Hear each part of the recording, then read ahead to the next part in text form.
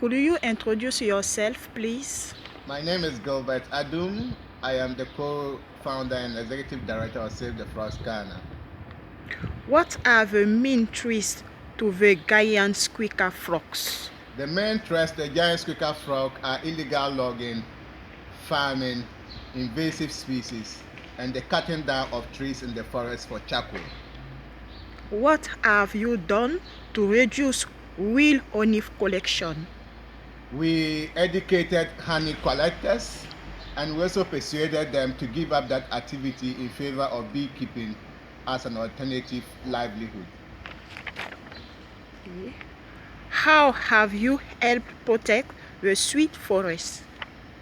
The sweet forest, before we went there in 2009, most parts were infested with invasive weeds. We removed those invasive weeds and we replanted the forest with 10,000 native trees, and we also persuaded local illegal loggers and farmers to move out of the forest. What make the biggest difference in improving local community attitudes to frogs?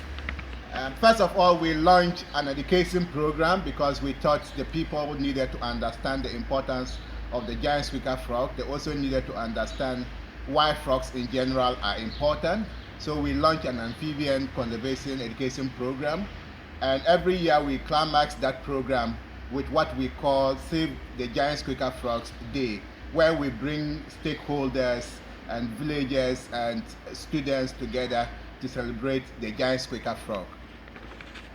What have you done to understand Ghanaian squeaker frogs habitat requirement?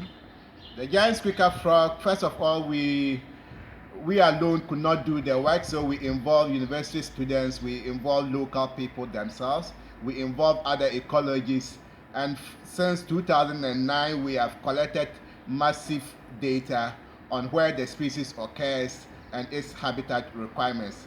In fact, with these data sets that we have gathered over the years, the giant squeaker frog would have been declared extinct by now. Okay. Do you think the sweet forest will have been cut down by now without Save the Frogs Ghana's intervention? Yeah, without our interventions, the sweet forest reserve would have been cut down by now, and that would mean the end for the giant squeaker frog as well. But our continuous presence and education of local people, all these efforts have helped to preserve this important forest, not only for the giant squeaker frog, but for the western chimpanzee and many other vulnerable animals that occur in this forest reserve. Thank you for this interview. Thank you.